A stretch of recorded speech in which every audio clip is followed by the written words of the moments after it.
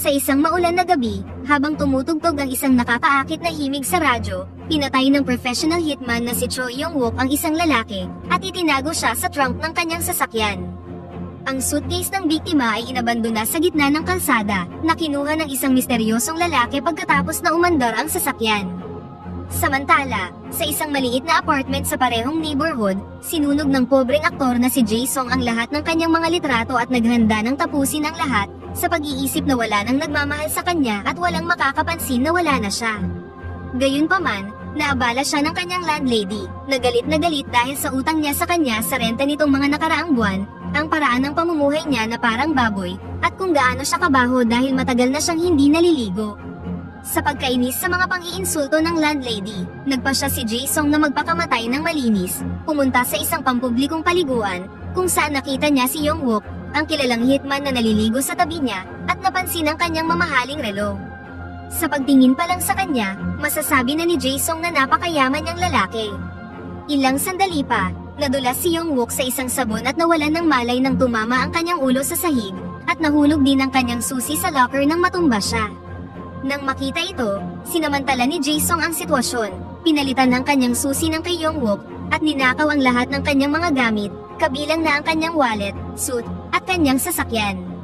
Ang unang ginawa ni Jae Sung pagkatapos noon ay pumunta sa landlady at binayaran ang lahat ng kanyang utang sa apartment gamit ang pera ni Yong-wook. Matapos bayaran ang kanyang utang, binisita niya ang isang babae mula sa teatro na dati niyang pinagtatrabahuhan, umaasang mapapabilib siya sa kanyang bagong yaman. Sa kasamaang palad, sinabi sa kanya ng dalaga na ikakasal na siya sa susunod na buwan, na dumurog sa kanyang puso. Narealize ni Jae Sung na ang paggamit ng mga bagay ni Yong-wook ay hindi mahiwagang aayusin ang kanyang buhay, kaya sinubukan niyang ibalik ang lahat kay Yong-wook, na kasalukuyang ginagamot sa ospital. Ngunit sa kanyang pagkabigla, si Yong-wook ay nagkaroon ng amnesia dahil sa pagkabagok, at tinatawag na Jae Sung ang kanyang sarili dahil ito ang pangalang nakita nila sa health insurance. Tinanong niya ang totoong Jae Sung kung kilala niya siya, ngunit nagpanik si Jae Sung at umalis nang hindi sinasabi kay Yong-wook ang totoo. Ngayong mabuti na ang kanyang pakiramdam, pinahintulutan si Yong-wook na lumabas na sa ospital, maliban sa meron lamang siyang 2 piso at expired na health insurance, kaya hindi niya kayang bayaran ang bill. Sa kabutihang palad, si Rina, ang paramedic na naghatid sa kanya noon sa ospital, ay sobrang bait at binayaran ang kanyang bill, sa kondisyon na kailangan niyang bayaran ito pagkatapos niyang kunin ang kanyang pera sa kanyang bahay. Pagkatapos nito, sinamahan na ni Rina si Yong-wook sa apartment ni Jae Sung, umaasang mababayaran niya ang kanyang utang kapag nakarating na sila doon. Habang nasa biyahe, sinikap niyang kilalanin pa siya ng husto sa pamamagitan ng pagtatanong tungkol sa kanyang pagkakakilanlan, na sinagot naman ni Yong-wook na Jae Sung ang kanyang pangalan, at siya ay 32 taong gulang pa lamang. Gayunpaman, nahirapan si Rina na paniwalaan si Jae Sung dahil mukha siyang mas matanda sa kanyang edad. Ilang sandali pa, sa wakas ay nakarating na ang dalawa sa magulo, madumi, at mabahong apartment ni Jae Sung. Nang makita ang kanyang apartment, napagtanto ni Rina na hindi kaagad maibabalik ni Yong-wook ang kanyang pera. Pagkatapos umalis ni Rina, sinubukan ni Yong-wook na tanungin ang mga kapitbahay tungkol sa kanyang sarili, umaasa na makakatulong ito sa kanya na maalala kung sino talaga siya at kung bakit siya naging isang loser. Ngunit matapos magtanong sa ilang mga kapitbahay, hindi siya nakakuha ng maraming impormasyon, bagaman isang bagay ang sigurado, tila hindi siya gusto ng mga kapitbahay. Sinubukan pa nga ng isang masungit na kapitbahay na atakihin si Yong-wook, ngunit ibinalibag niya ang lalaki ng walang kahirap-hirap, na nagpaunawa sa kanya na merong siyang ilang martial arts skills. Kinabukasan, bumalik si Rina upang tingnan ang kalagayan ni Yong-wook, at sa kanyang pagkabigla, nakita niyang ibang-iba na ang kanyang apartment kaysa kahapon. Ngayon, malinis na ang kanyang kwarto. Ang tanging natutunan lang ni Yong-wook sa ngayon ay masaya siya sa paglilinis at napakahusay niya sa paggamit ng kutsilyo, 2 katangian na nagbigay ng ideya kay Rina. Dinala niya si Yong-wook sa maliit na restaurant ng kanyang ina at kinumbinsi siya na kunin ang lalaki, dahil nangangailangan sila ng tulong ngayong matanda na ang kanyang lola at nag-aaral na din ang kanyang kapatid. Tinanggap ni Yong-wook ang trabaho, at ang unang bagay na pinagawa sa kanya ay palaging ngumiti para hindi matakot ang mga customer. Samantala, nagpa siya si Jae Sung na tingnan ang apartment ni Yong-wook at labis na namangha nang makita ang magarbong interior nito. Matapos mahanap ang ilang mga uniforme sa closet, binuksan niya ang TV, only to find na walang ibang channel, maliban sa isang camera stream na nag-eespiya sa isang magandang babae na nagngangalang Yunju, na kasalukuyang nagyoyoga. Sa mga sumunod na araw, ginugol ni Jae-sung ang kanyang araw sa paglamon, pag-inom, at pagtulog, na walang kaunting intensyon na linisin ang apartment. Nang magising siya, nagulat siya nang mapansin na nagpapakamatay si Yunju sa screen.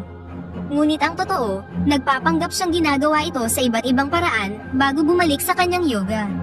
Kalaunan, nagpasya siyang kumuha ng isang bote ng alak mula sa koleksyon ni Yongwook para lang mahanap ang isang lihim na silid sa likod ng dingding matapos niyang hilahin ang tamang bote. Ang silid na ito ay puno ng mga armas, peking ID, mga cellphone, at ilan pang mga security camera na nag-eespiya kay Yunju, na mas lalong nagpaniwala sa kanya na si Yongwook ay isang pulis na nag-iimbestiga sa mga ilegal na aktibidad ng kumpanyang pinagtatrabahuan ni Yunju noon, at ang babae ang saksi na dapat niyang protektahan. Sa kabila ng lahat ng ito, nahulog ang loob ni Jae-sung sa magandang babae at nagkagusto sa kanya. Sa makatuwid, sinimulan niyang imbestigahan si Yunju, at kalaunan ay nalaman niyang nakatira siya sa parehong apartment building. Nang walang sinasayang na oras, pumunta siya sa apartment ng babae para makipagkita sa kanya ng personal. Samantala sa restaurant, naging matagumpay si Yongwook. Ang kanyang skill sa paggamit ng kutsilyo ay nagpahintulot sa kanyang gumawa ng pagkain na merong sobrang gandang presentation, at ito ang umakit sa bagong wave ng mga customer sa kanilang negosyo. Isang gabi, nang buksan ni Yongwook ang bagong pahina sa kalendaryo, nalaman niyang may ginawa siyang appointment sa ika-25 ng buwan, at nagpasya siyang pumunta upang makita kung meron siyang higit na malalaman tungkol sa kanyang sarili. Lumalabas na ang appointment na ito ay isang meeting sa ilang mga producer na nag-pick up ng ilang mga aktor sa kanilang van upang gumanap na extra sa kanilang pelikula. Sinubukan ni Yongwook ang kanyang makakaya na gampanan ng iba't ibang mga tungkulin, ngunit napakabulok niya sa lahat ng mga ito, na labis na ikinairita ng direktor. Pagkatapos ng paggawa ng pelikula, bumalik si Yongwook sa restaurant upang humingi ng tawad sa pamilya ni Rina sa hindi niya pagpasok sa trabaho ngayon. Sinabi din niya sa mga ito na bago siya mawalan ng alaala, siya talaga ay isang artista na nagsisimula pa lamang sa kanyang career. Ngayon, gusto niyang ipagpatuloy ang kanyang karera sa pag-arte, ngunit ang pamilya ni Rina ay hindi kumbinsido na si Yongwook ay isang artista, at pinaghihinalaan nilang lumalala ang kanyang kondisyon sa utak. Gayunpaman, sinimulan niyang hasain ang kanyang acting skills sa sideline ng kanyang trabaho bilang pangunahing chef sa restaurant. Sa huli, nagbunga din ang kanyang pagsusumikap. Higit na nag-improve ang kanyang husay sa pag-arte, kaya't ang direktor ng TV show ay labis na nagustuhan ang kanyang pagganap. Dagdag pa dito, ang kanyang galing sa martial arts ay talagang nakatulong sa kanya sa mga action scene. Dahil dito, hindi nakakagulat na na-promote siya mula sa pa-extra-extra hanggang sa supporting role sa maikling panahon.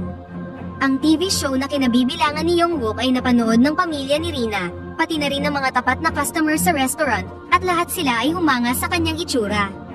Bukod dito, pinakiusapan din niya si Rina na maging manager niya siya, kaya hindi maiiwasang magsama sila ng maraming oras. At dahil dito, nagsimula ng mahulog ang loob ni Rina kay Yongwook. Sa pagtaas ng tagumpay ng mga TV show na pinagbibidahan ni Yongwook, sa wakas ay nagpa siya ang direktor na gawin siyang pangunahing aktor sa palabas. Isang araw, naranasan ni Yongwook ang isang mahirap na hamon, kung saan kailangan niyang gumawa ng kissing scene sa isang magandang aktres. Palagi siyang nagkakamali sa eksenang ito, kaya ipinagpaliban ng direktor ang shoot hanggang sa maging handa na siya. Bukod dito, mas madalas niyang tinititigan ang dibdib ng babaeng aktres kaysa sa mga mata nito. Buti na lang ay nandyan si Rina para kay Yongwook. Pag-uwi niya mula sa paggawa ng pelikula, agad siyang humingi ng tulong sa kanya sa pagre-rehearse ng kissing scene. Masaya namang hinalikan ni Rina si Yongwook dahil matagal na siyang may nararamdaman para sa kanya. Ang practice sa paghalik kay Rina ay talagang naging epektibo dahil kinabukasan, matagumpay niyang nagawa ang kissing scene, dahilan para maging mas proud sa kanya ang direktor. Lumipat ang eksena kay Jae-sung, na hindi gaanong nagbago ang sitwasyon, maliban sa nakikita niyang laging may pinupuntahan si Yunju na may dalang suitcase tuwing Huwebes ng gabi, na parang naghihintay ng susundo sa kanya. Ngunit hindi kailanman dumating ang taong yun, kaya sa huli ay palagi siyang umuuwi sa kanyang apartment. Kahit alam na niya ang tungkol dito, sinubukan pa rin ni Jae-sung na lapitan si Yunju sa iba't ibang paraan, na naging sanhi para hindi siya maging komportable sa kanyang presensya. Gayunpaman, hindi ito naging dahilan para sumuko siya kagad. Patuloy siyang nakikipagkita sa kanya tuwing may pagkakataon siya, at binibigyan niya siya ng iba't ibang mga regalo. Habang lumilipas ang panahon, sinimulan na ring buksan ni Yunjo ang kanyang puso para kay Jae-sung. Isang araw, sinagot ni Jae-sung ang nagring na cellphone ni Young-wook, at lumalabas na ang tawag ay galing sa mga negosyanteng kumuha kay Young-wook para asikasuhin si Yunjo. Na-curious siya kung ano ba talaga ang gusto ng mga taong ito sa kanya, kaya nagpasya siyang makipagkita sa kanila ng personal, habang nagpapanggap na si Young-wook. Sa kanyang pagkabigla, nalaman niyang hindi nila gustong protektahan ni Young-wook si Yunjo, bagkus ay gusto nilang patayin niya siya.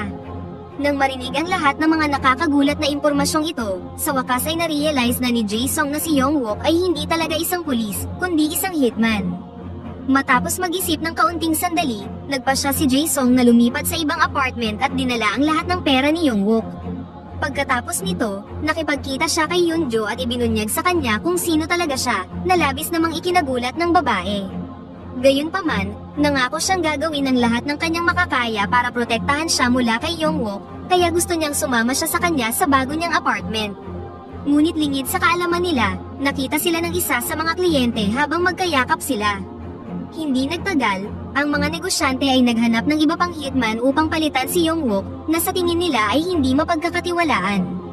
Tinawagan nila ang lahat ng kilala nilang hitman, ngunit nabunyag na ang lahat ng mga hitman na narinig nila ay ang iba pang pangalan ni Young-wook at tumatawag sila sa iba't iba niyang mga telepono na itinago niya sa kanyang apartment. Kinabukasan, inimbitahan ni Young-wook si Rina sa isang picnic para ipagdiwang ang kanyang tagumpay. Nang makarating sila sa kanilang destinasyon, mukhang nag-e-enjoy siya sa oras na kasama si Young-wook at ang kanyang pamilya.